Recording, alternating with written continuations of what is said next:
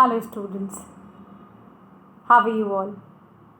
Children, for class 12th, I am sending the videos regularly so that you can become well aware about the syllabus and the different chapters. Yesterday I started with the explanation of the chapter Ivan Streisand O level, and I explained you that how Evans is willing to appear into a German O level examination. Who is Evans? Why it is important for him to appear in the examination? Why due advantage is given? Because he is a prisoner, he is into the prison. And how the governor is helping him, how his examination was scheduled, how the governor, along with two prison officers, Jackson and Stephens, trying to make all the efforts that the examination goes smooth. Now, one person, McLeary, father of a church, has been appointed to invigilate the examination of Evans so that Evans need not to go out of the cell anywhere. In fact, he can remain into the prison and can appear into the examination. They are taking care of each and everything. They are trying to minimize the standard of the risk. They are taking care that Ivan should not get any more opportunity to escape from the prison. Keeping all the concerns well, now the day of examination has arrived. In fact, the time of examination has almost reached, and McLeary has come to the prison to invigilate the examination of the Evans. As per the instructions of the governor, even McLeary was checked properly. He has come up with a small briefcase keeping his required belongings as the question paper, answer sheet, Bible, specs, newspaper. Everything was very general which he would require for the examination. There was a paper cutter inside which was found, and they have not even allowed him to take the paper cutter, trying to keep the safety as the priority. And then there was a strange thing which was found with him, and that was a rubber ring. Now, they were quite surprised that why McLeary has bought this rubber ring. But when he was asked, so he answered that because he is a patient of piles, he cannot sit on a hard surface, so he would going to use this rubber ring to sit, and this is why he was allowed to carry that inside the examination cell. Now, who is inside the cell? One side it is McLeary sitting, the invigilator. Other side Evans is sitting, and there between is a table. And both of them are looking after these things. Now, when today examination started smoothly, but it got delayed by just around 5 to 10 minutes. It got delayed due to the McLeary was being checked, things were going, the cross questioning and all.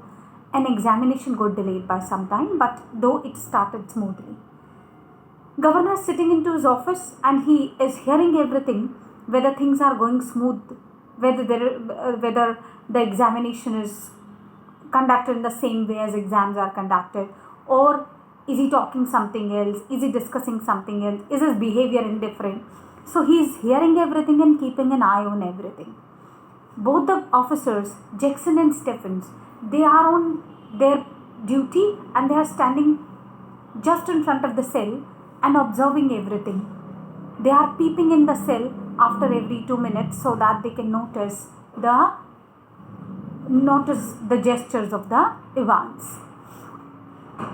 After some time, just around half an hour after the examination has started, governor received a phone call, and that phone call was from the board of the examination center.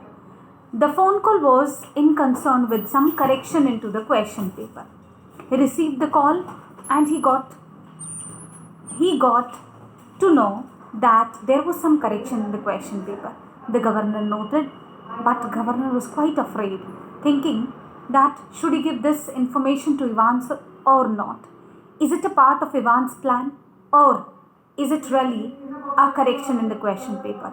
But then on the other hand, he was really thoughtful that the correct question paper should reach to the Evans, as he has already taken a lot of pain for his examination, so everything should not be a waste. Thinking this, he has sent the correction slip to the Evans, and he does not forget to hear everything so that things are rechecked. Then after some time, Governor again received a phone call, and this time the phone call was from the magistrate. And the magistrate has demanded a police van along with some police officers. Again, Governor is thinking. He is puzzled every time because he has taken a very big challenge by making Evans to appear in the exam, as he knows that Evans is habitual of escaping from the prison. But still, he thought for a while that should he send the police van along with the police officers or not. But then he cannot deny the orders of his seniors just because of a prisoner. So he sent. Now Jackson is also peeping in and noticing the changes. Now around half an hour is remaining for the exam to get over. The examination was for 2 hours, and this time when Jackson peeped in, he found that Evans has covered a blanket around his shoulders. Though it was quite surprising for him because the examination was in the month of June, but then he thought that Evans' cell was the last cell of the prison. Sunrises doesn't reaches him, and in fact, sometimes during the examination, it is obvious that people feel kind of shivering, they feel little nervous. So thinking everything, he thought it is good that I should not pay attention to it. Maybe he's feeling kind of shivering. And he has not paid any attention to it. He has not reacted. Now it's almost just 2 minutes remaining for the exam to get over. And now Jackson is still there. Stephens has got a phone call. He's informed that Governor wants to speak to him. There is a phone for him. He went and he had the conversation with the Governor, and he was informed that the Governor was ordering him that he need to escort McLeary to the gate of the prison, as he has escorted him while bringing him inside the cell. He commanded, and he came back. Now in the meantime that he came back to the cell, he found that McLeary has completed the examination. He was standing out with his briefcase, keeping all the documents into it, and he was ready to move. Examination was smoothly over. And then, when he's going now, Stephens is escorting him, taking him, and he left him onto the gate. Though he's feeling that I doubt this man is not the same whom I escorted into the morning. But then he thought, because I am a police officer, I had become habitual of doubting everything. He's of course the same person. And he bid goodbye to him. He came back. Now when he came back, he thought that I should once go and check what is Evans doing into his cell. Is the cell properly locked or not? And he came.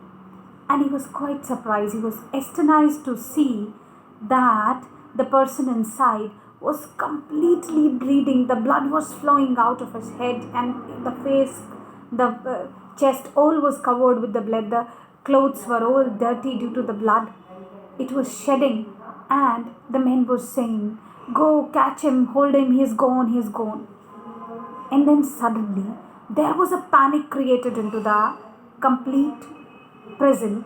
Everybody was thinking and talking about the same, that yes, Evans again became successful and he has gone, making McLeary injured, keeping him bleeding into the cell.